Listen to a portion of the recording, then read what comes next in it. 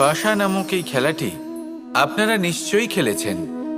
না খেলে থাকলে দেখেছেন, আর যদি দেখেও না থাকেন তাহলে নিশ্চিত রূপে শুনেছেন। মহাভারতের এই মহাযুদ্ধ কোথাও না কোথাও এই পাশা নামক খেলার কারণে হয়েছিল। পাশার এই বিচিত্র খেলা, দান, এইসবের কারণে কেউ নিজের মাথায় রাজ মুকুট পরিধান করেছিলেন, আবার সেখানেই পরাজিত হওয়ার জন্য কাউকে বনবাসও ভোগ করতে হয়েছিল। কিন্তু এই খেলা সমাপ্ত হওয়ার পরে সমস্ত ঘুঁটি আর এই পাশার ছক একই পুটলিতে স্থান পেল। এটাই হলো আমাদের জীবন। এই সংসারে আমরা জয় পরাজয়ের বিষয়ে এতটাই ভাবি, এত চিন্তা করি যে এই জীবনের খেলার আনন্দটাই উপভোগ করতে পারি না। আর অবশেষে কি হয়? কেউ জয়ী হন, কেউ পরাজিত হন, কিন্তু দুজনেই একই স্থানে পৌঁছে যান। প্রত্যেক ব্যক্তি মৃত্যুর পরে একটি নির্দিষ্ট স্থানেই পৌঁছতে বাধ্য, কিন্তু ততক্ষণ এই জীবন, এই খেলা, তার আনন্দ উপভোগ করুন। এই সংসারে সেই ব্যক্তি শ্রেষ্ঠ স্থানে পৌঁছতে পেরেছেন যিনি এই সংসারকে প্রকাশ প্রদান করেছেন, যিনি কখনো জয় পরাজয় এ বিষয়ে ভাবেননি, শুধু এই জীবনের খেলার আনন্দ উপভোগ করেছেন। এটাই আপনিও করুন আর আমার সাথে ভালোবেসে বলুন, রাধা রাধা। রামায়ণের একটা অত্যন্ত শ্রেষ্ঠ কাহিনী আছে যেটা খুব অমূল্য শিক্ষাদান করে। দশানন যখন ধরাশায়ী হলেন এবং মৃত্যুশয্যায় শুয়েছিলেন, ওনার শেষ নিঃশ্বাস ত্যাগের সময় শ্রীরাম লক্ষ্মণকে বললেন যে, হে লক্ষ্মণ, রাবণের কাছে যাও, ওখানে যাও, ওনার থেকে কিছু জ্ঞান অর্জন করে এসো। উনি হলেন মহাজ্ঞানী, আর ওনার থেকে জ্ঞান অর্জনের এটাই শ্রেষ্ঠ সুযোগ।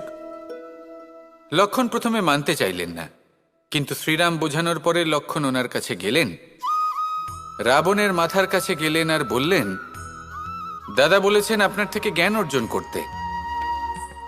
রাবণ কিছুই বললেন না।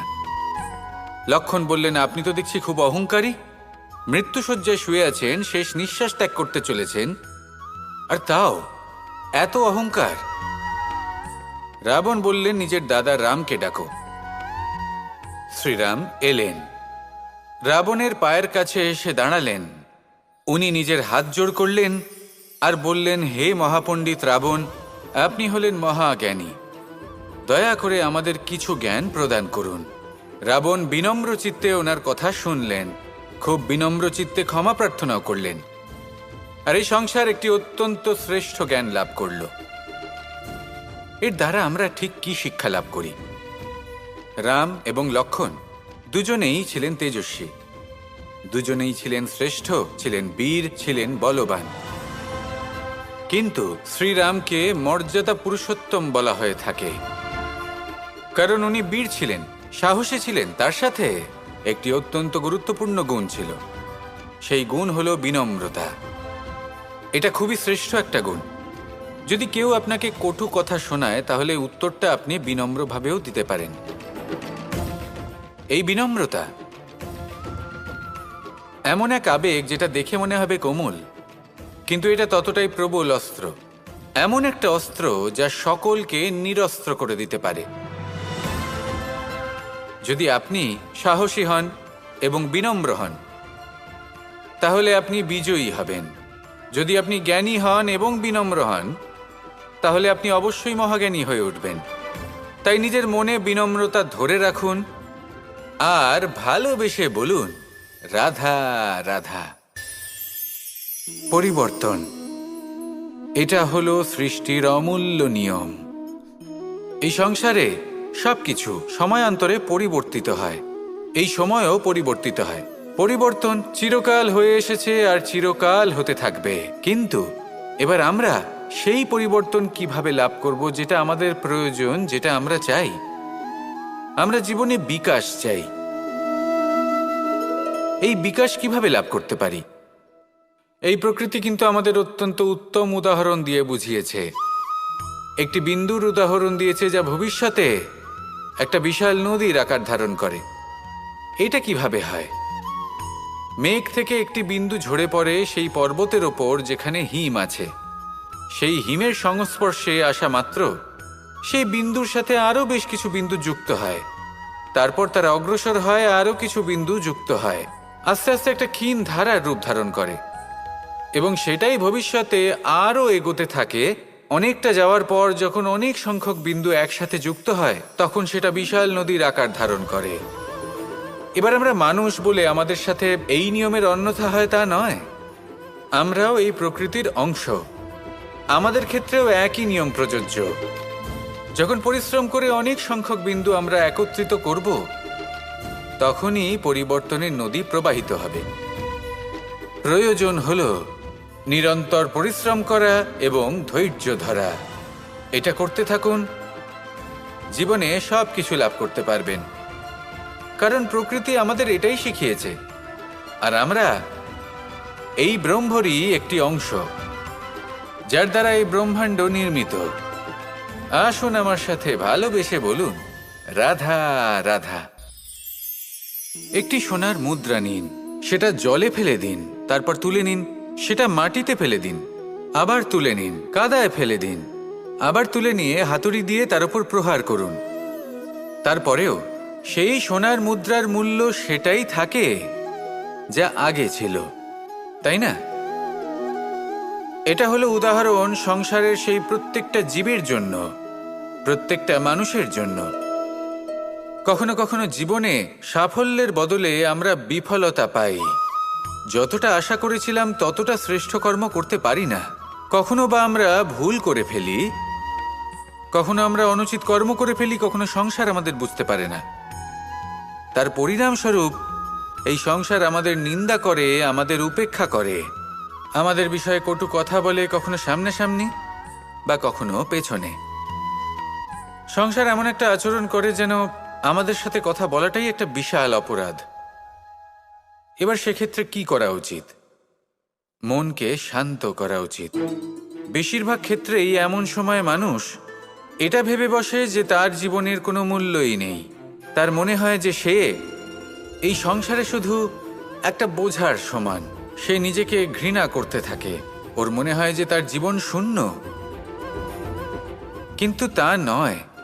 আপনি সোনার মুদ্রার মতো, যদি আপনার মধ্যে সেই গুণ থাকে, আপনি শ্রেষ্ঠ কর্ম করেন, আপনার মধ্যে সেই বিদ্যা থাকে, আপনি নিরন্তর প্রয়াস করেন, সৎকর্মের পথে এগোতে থাকেন, তাহলে আপনার নিজের যে মূল্য তৈরি হয় সেটা কোনো পরিস্থিতিতে কোনো ব্যক্তি আপনার থেকে কেড়ে নিতে পারবে না।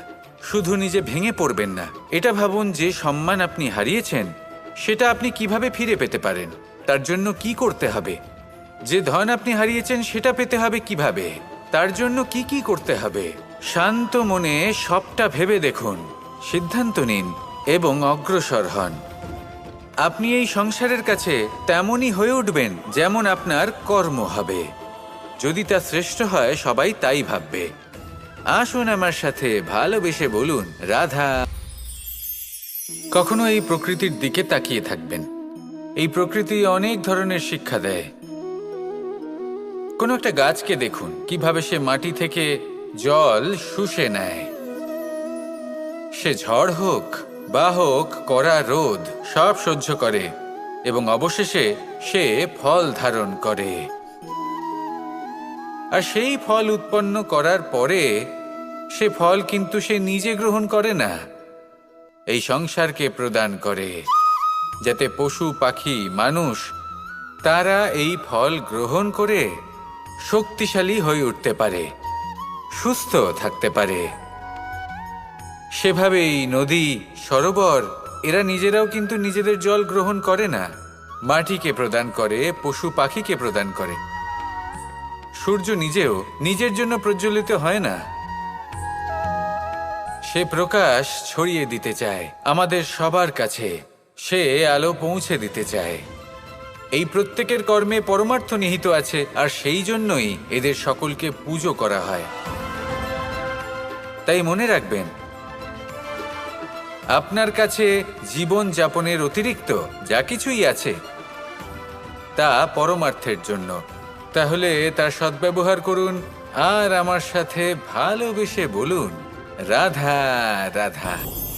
কখনো আমরা কোনো হাটে যাই, কোনো বিশেষ বস্তু কেনার থাকে, ওখানে যাই, গিয়ে অন্য কারোর কথা শুনে অন্য কোনো বস্তু কিনে নিয়ে আসি, অদরকারি জিনিস কিনে ফেলি।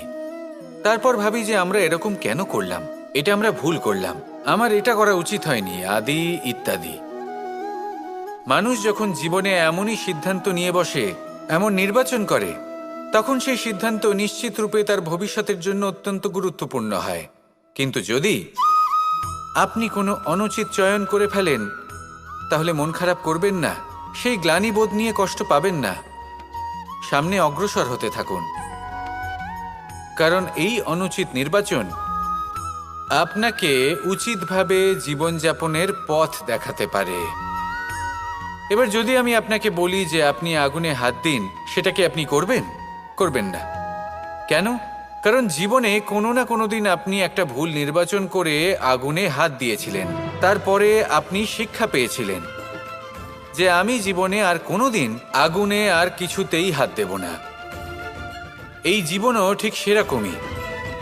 জীবনের সেই সব অধ্যায়, সেই সব সময় যা ব্যর্থ হয়েছে, সেটা নিয়ে ভেবে সময় নষ্ট করবেন না।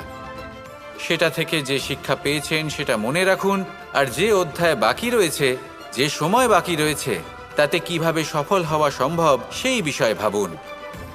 আর আমার সাথে ভালোবেসে বলুন, রাধা। সূর্য এই সংসারকে আলো প্রদান করে। সূর্যের মনে যদি নিজের তেজের জন্য অহংকার জন্ম নেয়, তখন তার অহংকার ভঙ্গ করে মেঘ। সূর্যের আলো পূর্ণরূপে ঢেকে দেয়। মেঘের মনে যদি নিজের গতি নিয়ে অহংবোধ জন্ম নেয়, তাহলে মেঘের অহংকার ভঙ্গ করে পর্বত, মেঘের গতি অবরুদ্ধ করে দেয়। এবার যদি পর্বত নিজের নিশ্চলতা নিয়ে অহংকার করে, তাহলে সেই অহংবোধ ভঙ্গ করে একটি মূষক, সেই বিশাল পর্বতে একটি ছিদ্র করে দেয়। এবার যদি মূষকের নিজের মনে অহংবোধ জন্ম নেয়, তাহলে জল তার অভিমান ভঙ্গ করে, সেই ছিদ্র দিয়ে প্রবেশ করে। আর যদি জলের মনে অহংবোধ জন্ম নেয়, তখন মানুষ বাঁধ নির্মাণ করে তার গতিপথ রুদ্ধ করে, জলের অহংকার ভঙ্গ করে। আর যদি মানুষের মনে অহংকার জন্ম নেয়, তখন সূর্য নিজের তাপ দ্বারা মানুষের অহংকার ভঙ্গ করে।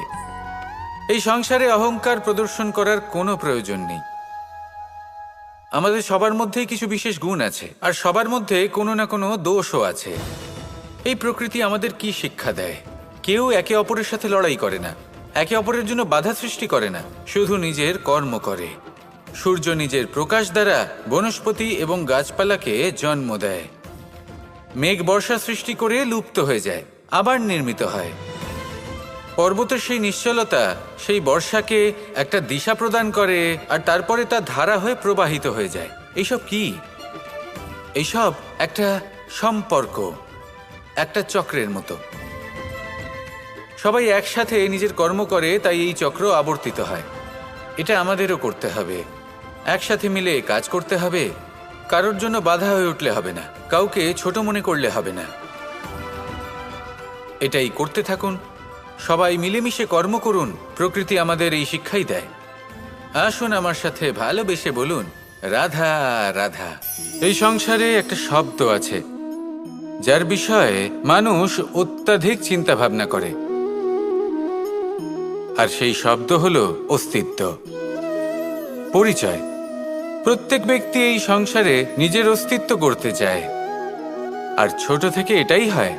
যখন আমরা শ্রেণীকক্ষে যাই, পড়তে যাই, তখন আমরা এটাই ভাবি যে আমরা নিজেদের অস্তিত্ব গড়ব, সুনাম অর্জন করব। সকল ব্যক্তি যাতে এটাই বলে যে এই হলো সর্বশ্রেষ্ঠ ছাত্র, আর এটাই আমাদের পরিচয়। কার্যক্ষেত্রেও আমরা ঠিক এটাই চেষ্টা করি, পরিশ্রম করতে থাকি, এবং ভবিষ্যতে গিয়ে আমরা নিজেদের পরিচয় খুঁজে পাই। পরিচয়ের সাথে সাফল্য আসে, আর সাফল্যের সাথে আসে অস্তিত্ব। আর যখন এই দুটি সংযুক্ত হয়, তখন মানুষ অসফলতার কথা ভেবে ভয়ভীত হয়ে পড়ে, আর এটা ভাবতে থাকে যে যদি আমি অসফল হই, তাহলে সেই পরিচিতির কি হবে, সেই নামের কি হবে, সেই সব কিছু যে আমি অর্জন করেছি তার কি হবে। সে ভয়ভীত হয়ে পড়ে, আর এই ভয়ের কারণে তার বিকাশ কোথাও না কোথাও অবরুদ্ধ হয়। সে শ্রেষ্ঠ কর্ম করা বন্ধ করে দেয় এবং শুধু এই সুরক্ষিত থাকতে চেষ্টা করে। আর অসফল হলে তাতে ভয় পাওয়ার কোনো প্রয়োজন নেই, কারণ যখন আপনি সফল হন তখন এই সাফল্য আপনার পরিচয় এই সংসারের সাথে করায়, কিন্তু যখন আপনি অসফল হয়ে থাকেন তখন এই অসফলতা এই সংসারের পরিচয় আপনার সাথে করায়, যা অত্যন্ত আবশ্যক। অসফলতা প্রত্যেকের জীবনেই আসবে, তার সম্মুখীন হন আর তার থেকে শিক্ষা লাভ করুন। কারণ যখনই আপনি অসফল হন তখনই আপনার জ্ঞান চক্ষু উন্মুক্ত হয়। আসুন আমার সাথে ভালোবেসে বলুন, রাধা রাধা। আমরা সকলে সামাজিক জীব। মানুষের সাথে দেখা সাক্ষাৎ করা এটা চিরকালই চলতে থাকে। আমরা কখনো কাউকে উপহার দিই, আবার কখনো কেউ আমাদের উপহার দেয়। কখনো কি এমন হয়েছে যে আপনি কাউকে একটা উপহার দিয়েছেন, কিছু সময় পরে বা কিছু মাস পরে সেই উপহারই ঘুরে ফিরে আপনার কাছেই এসেছে, অর্থাৎ সেই বস্তুটাই আপনার কাছে আবার ফিরে এলো? এরকম হয়। ছেলেবেলায় একদিন একজনের বিবাহ ছিল, তখন মা তাকে একটা উপহার দিতে চাইছিলেন, তাই তিনি একটা পোশাক বানালেন আর সেটাকে সুসজ্জিত করছিলেন। আমি দেখলাম আর জিজ্ঞেস করলাম যে মা, এই পোশাক এত সুসজ্জিত করার কি আছে? তখন মা বললেন যে কানাই, কখনো কাউকে এমনই উপহার দেবে, এমন প্রকারে দেবে যে সেটা যদি আবার ঘুরে ফিরে তোমার কাছে ফিরে আসে তাহলে যেন তোমার খারাপ না লাগে। এটাই কিন্তু হয় আমাদের ব্যবহারের সাথে, কর্মের সাথেও এবং আমাদের কথার সাথেও। তেমনই আচরণ করবেন যে আচরণ আপনি সহ্য করতে পারবেন। যদি মুখ থেকে কটু কথা বেরোতে থাকে তখন নিজেকে সংযত করে নিন। সেই শব্দই প্রয়োগ করুন যেটা আপনি তার বদলে শুনতে চাইবেন এবং আপনার দুঃখও হবে না। কারণ আপনার কর্ম এমন একটা উপহার যেটা আবার ঘুরে ফিরে ফলস্বরূপ আপনার কাছেই আসবে। সেই জন্য নিজের আচরণ শুভ করুন, নিজের মানসিকতা শুভ করুন, নিজের মুখ থেকে মধুর বাণী নিঃসৃত করুন আর এইভাবেই মধুরভাবে বলুন, রাধা রাধা। মানুষ যখনই কোনো পর্বতারোহণ করতে শুরু করে তখন সে বারবার পড়ে যায়, বারবার উঠে দাঁড়ায়, সামনে এগোতে চেষ্টা করে, কিন্তু যদি সে দৃঢ় নিশ্চয় করে থাকে তাহলে সে অবশেষে সেই পর্বতের শিখরে পৌঁছেই যায়। চলার পথে যদি বড় কোনো পাথর চলে আসে বা পর্বতের কোনো বড় অংশ সামনে আসে তাহলে সে তার সাথে ধাক্কা খায় না, সে পথ বদলে নেয়। কিন্তু বাধা তাকে সবসময় পেতেই হয়, আর সেই বাধা সে পায় ছোট ছোট পাথরের দ্বারা। তাদের ওপর পা পড়লে তার পা পিছলে যায় আর সে পড়ে যায়। এই ছোট ছোট পাথর হলো আমাদের জীবনের সেই ছোট ছোট সমস্যা, সেই ছোট ছোট ভুলগুলো যেগুলো আমরা অবজ্ঞা করতে থাকি। আমরা ভাবি এর দ্বারা কি বা ক্ষতি হবে, কিন্তু সেগুলোই অনেক সময় আমাদের অসফলতার কারণ হয়ে দাঁড়ায়। যত তাড়াতাড়ি সম্ভব এই ছোট ছোট পাথরগুলিকে জীবন থেকে তুলে ফেলে দিন। ভুল হওয়াটা স্বাভাবিক, কিন্তু তার মানে এই নয় যে বারবার সেই ভুলের পুনরাবৃত্তি ঘটবে। ভুলটা বুঝুন, সেটা স্বীকার করুন আর সেটা শুধরে নিন। যখন আপনি এটা করতে শিখবেন তখনই খুব তাড়াতাড়ি আপনি সেই শিখরে পৌঁছতে পারবেন। আর যখন পৌঁছে যাবেন তখন এই মন প্রসন্ন হয়ে বলবে, রাধা রাধা। সবাই বলেন যে জীবনে কাদের সঙ্গ লাভ করছি সেটা খুব গুরুত্বপূর্ণ। এক ঝুড়ি ফলের মধ্যে যদি একটা পচা ফল আপনি রেখে দেন তাহলে আস্তে আস্তে সমস্ত ফল পচে যায়। সেই জন্য কথায় আছে যে কুসঙ্গ থেকে দূরে থাকো। কিন্তু কি করা যায়? এই সংসার খুবই ছোট। যেখানে আমরা কাজ করি, যেখানে আমরা থাকি, যে পথে আমরা আসা যাওয়া করে থাকি, যে পথে আমরা ভ্রমণ করি, সেখানে এমন অনেক সংখ্যক ব্যক্তি থাকেন যাকে দেখে আমরা মনে করি যে এদের থেকে দূরে থাকতে হবে। তখন আমরা কি করতে পারি? তাদের কি আমরা পরিত্যাগ করব? তাহলে এই সংসারে এমন অনেক মানুষ আছেন, তাহলে কি সংসারই পরিত্যাগ করব? না, সেই ফলের মতন হবেন না যারা একটি পচা ফলের উপস্থিতির জন্য নিজেরাও নষ্ট হয়ে যান। বরং হয়ে উঠুন চন্দন বৃক্ষের মতন, যেটা আসলে সাপেদের বাসস্থান, যেখানে অনেক সংখ্যক অত্যন্ত ভয়ানক বিষধর সাপ থাকে। তারপরেও এই চন্দন সে কিন্তু নিজের শ্রেষ্ঠত্ব হারায় না, এর মূল্য কিন্তু সেই একই থাকে। মনে রাখবেন, এই সংসারে নিজের সঙ্গ বদলানোর পূর্বে নিজেকে বদলান। নিজেকে কিছুটা এমন ভাবে গড়ে তুলুন যে কেউ আসুক না কেন সে যেন আপনাকে বিভ্রান্ত বা দূষিত না করতে পারে। আসুন আমার সাথে ভালোবেসে বলুন, রাধার। প্রত্যেক মানুষ নিজের জীবনে দুঃখ অনুভব করেন। প্রত্যেকের দুঃখ আলাদা হতে পারে। কারোর মনে এই দুঃখ থাকে যে সে তার বাবা মায়ের সব ইচ্ছে পূরণ করতে পারেননি। কেউ এটা ভেবে দুঃখ পান যে সে চিরকাল সদাচার করেছেন, সৎকর্ম করেছেন, কিন্তু তাও তাকে দুরাচারী বলে মনে করা হয়। কেউ এটা ভেবেও দুঃখ পান যে তার সামনে যে ব্যক্তি রয়েছেন তার চোখে তিনি শত্রু হয়ে উঠেছেন বা দুষ্ট হয়ে উঠেছেন, যেখানে তিনি হয়তো কোনো অনুচিত কাজই করেননি। এবার এই সমস্ত বিষয় নিয়ে ভেবে নিজের ব্যক্তিত্ব নিয়ে সন্দেহ প্রকাশ করবেন না। যদি নিজের ব্যক্তিত্ব নিয়ে কোনো সন্দেহ থেকে থাকে, তাহলে কর্ম সংক্রান্ত প্রশ্ন করুন যে আপনি যা করেছেন তাতে কি উচিত ছিল, কি অনুচিত ছিল। যেটা প্রয়োজন সেটা এটা বোঝার যে আপনার অন্তর্মন, আপনার বিবেক আপনাকে কি বলছে, আর আপনার অন্তর্মন আর আপনার বিবেক আপনাকে যেটা করতে বলবে শুধু সেটাই করুন। আর তারপরে এই সংসার কি বলবে, কি ভাববে সেসব নিয়ে ভাবতে যাবেন না।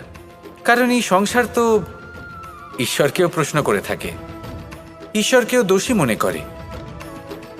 কখনো কখনো যখন কোনো ঘটনা মানুষের ইচ্ছা অনুযায়ী ঘটে না, তখন মানুষ এটা বলে যে হে ঈশ্বর, আপনি আমার পাশে থাকলেন না, আপনি বড়ই কঠোর, এটা আপনার দোষ। যেখানে বেশিরভাগ সময় হয়তো সে নিজেই নিজের কর্মফল ভোগ করছে। আর কখনো কখনো ঈশ্বর হয়তো তার জন্য আরো ভালো কোনো পরিকল্পনা করে রেখেছেন, কিন্তু মানুষ সেটা বুঝতে পারে না। তাই দিনের শেষে যেটা প্রয়োজন সেটা হলো নিজের মনের কথা বুঝতে হবে। আপনার বিবেক কি বলছে শুধু সেটাই করুন আর সামনে এগোতে থাকুন। আমার সাথে ভালোবেসে বলুন, রাধা রাধা। এই সংসার বলে যে কৃষ্ণ হলো মহাযোগী, কেউ বলে যে কৃষ্ণ হলো সাংখ্যযোগের প্রবর্তক, কেউ বলে ভক্তিযোগের, কেউ বলে জ্ঞান যোগের, কেউ কেউ এটা মনে করেন যে অষ্টাঙ্গ যোগের প্রভু হলাম আমি। কিন্তু এই যোগ আসলে কি? যোগ বিষয়টাকে বোঝা খুব একটা কঠিন নয়, কিন্তু সেই যোগকে নিজের যাপনের অংশ করে তোলা হলো অত্যন্ত কঠিন, আর তার জন্য প্রয়োজন অভ্যাস। যোগ শব্দটার অর্থ হলো যুক্ত করা, আর এটা আমি ছোটবেলায় শিখেছিলাম। যখন আমার মাখন খেতে ইচ্ছে করত আর মা মাখনের সেই হাঁড়িটা ওপরে টাঙিয়ে রাখতেন, তখন আমরা ভাবতাম যে অত দূরে পৌঁছবো কি করে। তখন আমরা যোগের বিষয়ে জানতে পারলাম, আর তখন জানতে পারলাম যে সবথেকে গুরুত্বপূর্ণ যোগ আসলে কি? সহযোগিতা, সাহায্য। আমরা সব সখারা একসাথে জড়ো হতাম, একে অপরের পিঠের ওপর উঠে দাঁড়াতাম, আর তারপর আমরা ওই মাখনের হাঁড়ির কাছে পৌঁছতে পারতাম, আর তারপর আমরা সবাই মিলে সেই মাখন ভাগ করে খেতাম। সহযোগিতা, এটা অত্যন্ত গুরুত্বপূর্ণ। পাণ্ডবরাও মহাভারতে এটাই করেছিলেন। ওনাদের সাথেও কেউ ছিল না, একে অপরকে সাহায্য করে ওনারা অনেক বীরদের একত্রিত করেছিলেন। তারপর অবশেষে মহাভারতের এই মহাযুদ্ধে ওনারা জয়লাভ করেছিলেন। রামায়ণে রাম এবং লক্ষ্মণের সাথে কেউ ছিল না। সহযোগিতার মাধ্যমে ওনারা ভাল্লুক আর বানর সেনাকে একত্রিত করেছিলেন, আর এই সংসারের সব থেকে প্রবল রাক্ষস রাবণকে বধ করেছিলেন। মনে রাখবেন, একসাথে মিলে যদি আপনারা কর্ম করতে শেখেন, তাহলে এই সংসারে এমন কিছুই নেই যেটা আপনি অর্জন করতে পারবেন না। আসুন আমার সাথে ভালোবেসে বলুন, রাধা রাধা। মানুষের 6টি বড় শত্রু রয়েছে, আর এরা অন্য কোথাও নয় বরং মানুষের অন্তরেই বাস করে। এই 6টি শত্রু হল কাম, ক্রোধ, মোহ, লোভ, ঈর্ষা আর অহংকার। কিন্তু এরা কি চিরকাল আপনার শত্রু হিসেবেই থেকে যায়? এদেরকে নিজের বন্ধু করে তোলা কি সম্ভব নয়? ভেবে দেখুন না, এবার যদি কথা বলি কাম নিয়ে, অর্থাৎ কামনা করা, তাহলে মানুষ যদি জীবনে কামনা করতে থাকে তাহলে সন্তোষের অনুভূতি লাভ করতে পারে না। কিন্তু এই কামনাই মানুষের বন্ধু হয়ে উঠতে পারে। কিভাবে? ধরুন, যদি মানুষ ভাবে আমি আরো অনেক বেশি শ্রেষ্ঠ ব্যক্তি হয়ে উঠতে চাই, আর তার জন্য কর্ম করে, পরিশ্রম করে, তাহলে ভবিষ্যতে গিয়ে শ্রেষ্ঠ ব্যক্তি হয়ে উঠতে পারে কামনার কারণে। অর্থাৎ এই কামনাই ওর বন্ধু হয়ে ওঠে। কিন্তু ধরুন, কোনো মানুষ যদি চায় সে শ্রেষ্ঠ ব্যক্তি হয়ে উঠবে, কিন্তু তার জন্য না কোনো কর্ম করছেন আর না কোনো পরিশ্রম করছেন, আর অধর্মের পথে চলতে শুরু করে দেন, তাহলে এই কামনাই তার শত্রু হয়ে উঠতে পারে। এবার যদি এই কামনাকে নিজের বন্ধু করে তুলতে হয়, তাহলে নিজের নির্বাচনে বিচক্ষণ হতে হবে, নিজের মস্তিষ্কের ওপর নিয়ন্ত্রণ রাখতে শিখতে হবে। সেটাই করুন, আর আমার সাথে ভালোবেসে বলুন, রাধা রাধা। এই সংসারে প্রত্যেকটা জিনিসের নিজস্ব একটা বিশেষত্ব আছে, আর তার বিশেষত্বর জন্যই তাকে বিশেষ গুরুত্ব দেওয়া হয়। যদি কথা বলি অস্ত্রের, যেমন তরোয়াল, তরোয়াল নির্মাণ করা হয়েছে রক্ষার জন্য।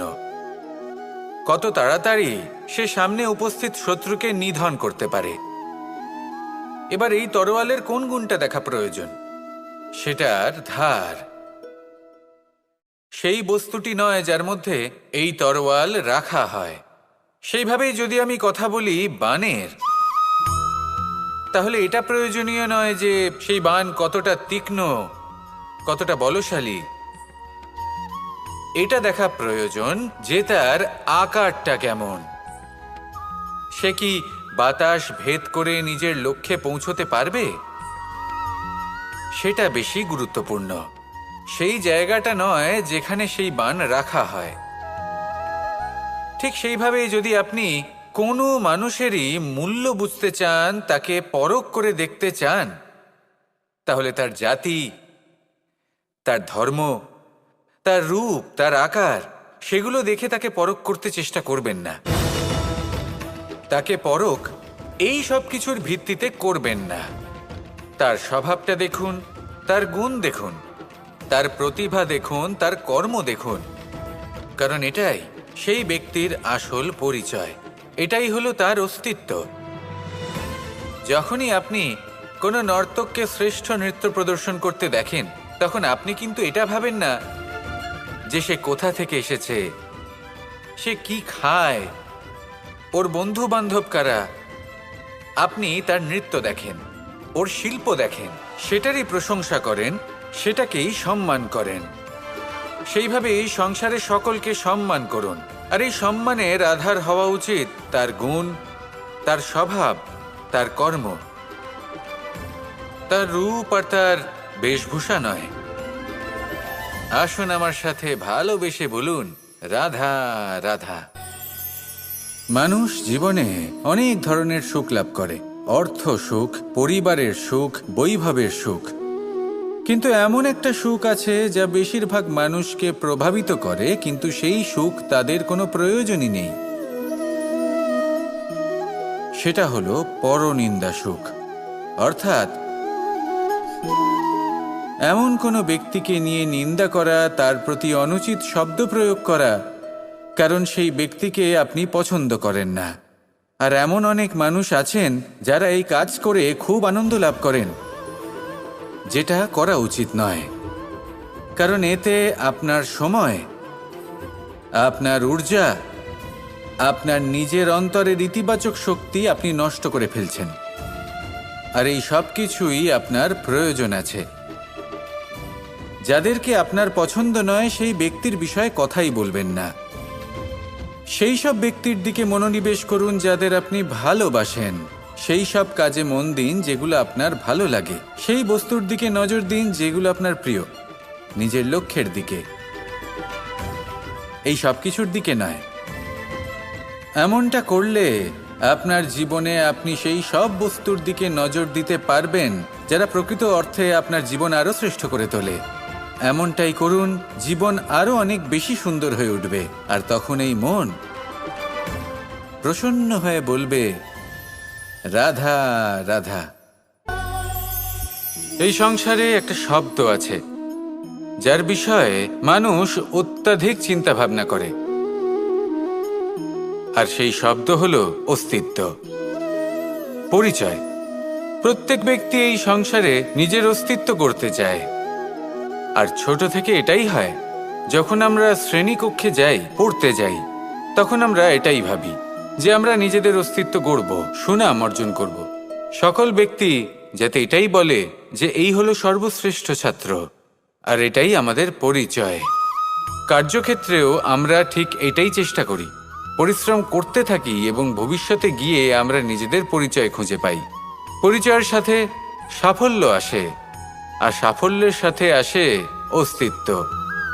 আর যখন এই দুটি সংযুক্ত হয়, তখন মানুষ অসফলতার কথা ভেবে ভয়ভীত হয়ে পড়ে, আর এটা ভাবতে থাকে যে যদি আমি অসফল হই, তাহলে সেই পরিচিতির কি হবে, সেই নামের কি হবে, সেই সব কিছু যে আমি অর্জন করেছি তার কি হবে। সে ভয়ভীত হয়ে পড়ে, আর এই ভয়ের কারণে তার বিকাশ কোথাও না কোথাও অবরুদ্ধ হয়। সে শ্রেষ্ঠ কর্ম করা বন্ধ করে দেয় এবং শুধু এই সুরক্ষিত থাকতে চেষ্টা করে। আর অসফল হলে তাতে ভয় পাওয়ার কোনো প্রয়োজন নেই, কারণ যখন আপনি সফল হন, তখন এই সাফল্য আপনার পরিচয় এই সংসারের সাথে করায়। কিন্তু যখন আপনি অসফল হয়ে থাকেন, তখন এই অসফলতা এই সংসারের পরিচয় আপনার সাথে করায়, যা অত্যন্ত আবশ্যক। অসফলতা প্রত্যেকের জীবনেই আসবে, তার সম্মুখীন হন আর তার থেকে শিক্ষা লাভ করুন। কারণ যখনই আপনি অসফল হন, তখনই আপনার জ্ঞান চক্ষু উন্মুক্ত হয়। আসুন আমার সাথে ভালোবেসে বলুন, আপনি কখনো পলাশ ফুল দেখেছেন? কি সুন্দর দেখতে, লাল রক্তবর্ণ, উজ্জ্বল, কিন্তু এতে কোনো সুগন্ধ নেই। সেই জন্য ওকে শুধু চোখ ভরে দেখতে ইচ্ছে করে। দেখবেন তাকে কিন্তু পুজোতে ব্যবহার করা হয় না, এই ফুল দিয়ে মালা বানানো হয় না। সেরকমই আমাদের জীবনে এমন অনেক ব্যক্তি রয়েছেন যাদেরকে সম্মান অর্জন করতে হয়। যদি আপনি কোনো উচ্চ বংশে জন্ম নিয়ে থাকেন এবং আপনার কাছে সবকিছু থাকে, ধন ঐশ্বর্য থাকে, সবকিছু আপনি আগে থেকেই পেয়ে গেছেন, তাও কিন্তু এই সংসার আপনাকে সম্মান দেবে না। ততক্ষণ পর্যন্ত দেবে না যতক্ষণ না আপনি নিজের অন্তরে গুণ জাগ্রত করছেন, শ্রেষ্ঠ কর্ম করছেন, নিজের অন্তরে ইতিবাচক মনোভাবের এই সুবাস জাগ্রত করছেন। যদি এসব কিছু করেন, তাহলেই এই সংসার আপনাকে সম্মান দেবে। এবার এটা আপনার ওপরে নির্ভরশীল যে আপনি কি পলাশ ফুলের মতো হতে চান, নাকি অন্য কোনো ফুল হয়ে উঠতে চান যার সুবাস আছে, যে নিজের সুবাস এই সারা পৃথিবীতে ছড়িয়ে দেয়। আসুন আমার সাথে ভালোবেসে বলুন, রাধা রাধা। আজ আমরা মানুষের আরও একটি শত্রুর বিষয়ে কথা বলবো, যার নাম হলো লোভ। যে কোনো বস্তুকে অত্যাধিক লাভ করার যে বাসনা, যতটা লাভ করেছি ততটা যথেষ্ট নয়, আমার আরও চাই, আরও চাই, একেই বলে লোভ। এবার এই লোভ আপনার জীবনে শুভ না অশুভ, আপনার মিত্র নাকি আপনার শত্রু, সেটাও নির্ভর করছে আপনার ওপর। যেমন ধরুন, কোনো ব্যক্তির অসম্ভব ধনের লোভ, সে সেটা অর্জন করছে আর সেটা সংগ্রহ করছে, আর সেটা লাভ করার জন্য সে অনৈতিক কাজ করছে। যদি এই সব হতে থাকে, তাহলে লোভ কিন্তু আপনার পক্ষে অত্যন্ত ক্ষতিকারক। কিন্তু যদি সেই ব্যক্তি ধরুন ধন অর্জন করছেন, তার সাথে নীতিও পালন করছেন, আর সংগ্রহ করার পরে সেটা সংসারে ছড়িয়ে দিচ্ছেন, যদি এমনটা হয়, তাহলে এই লোভ আপনার বন্ধু হয়ে উঠতে পারে। যদি আপনার সৎসঙ্গ লাভ করার, সৎকর্ম করার লোভ থাকে, তাহলে আপনি কখনো একা থাকবেন না। যদি ভালোবাসা প্রদান করার লোভ থাকে, এই সংসারকে সাহায্য করার লোভ থাকে, তাহলে এই লোভ, যা সংসারের শত্রু, সেটা কিন্তু আপনার সাথে পরমাত্মার মিলন ঘটাতে পারে। এবার এই লোভকে নিজের মিত্র করে তুলবেন নাকি শত্রু করে তুলবেন সেই সিদ্ধান্ত আপনারই। আসুন আমার সাথে, ভালোবেসে বলুন রাধা রাধা।